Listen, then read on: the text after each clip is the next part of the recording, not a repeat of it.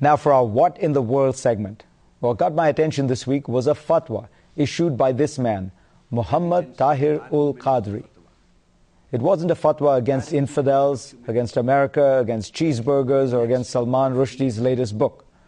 No, this fatwa was against terrorism. Now, ever since 9/11, I've asked the question, where are the mullahs, the sheikhs, with their condemnations of terrorism and jihad? And there have been some, increasingly, but never quite like this one. First off, this one weighs in at a hefty 600 pages.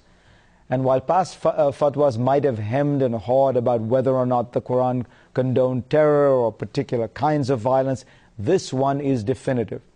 It says there is no theological justification for terror in Islam, and indeed such attacks are condemned by Islam.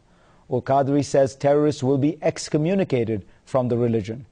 And maybe most powerfully, he says committing a terrorist attack will land the perpetrator in hell. So much for the promise of 72 virgins waiting around in heaven.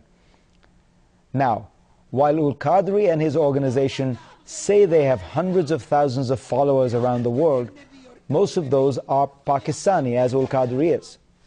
So does this mean the fatwa won't have wide reach?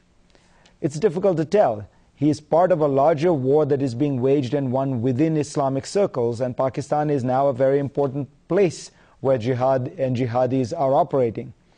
I call this larger movement a jihad against jihad. To understand, we have to go back to the days right after 9/11, when the Western world was deeply worried, with justification, that this was just the beginning of a never-ending, intractable, and incredibly bloody war with many of the 1.5 billion Muslims on the planet. But that never happened. Instead, 9/11 has turned out to be a wake-up call to the Muslim world. It has produced some reflection on the state of the Arab world and Islam.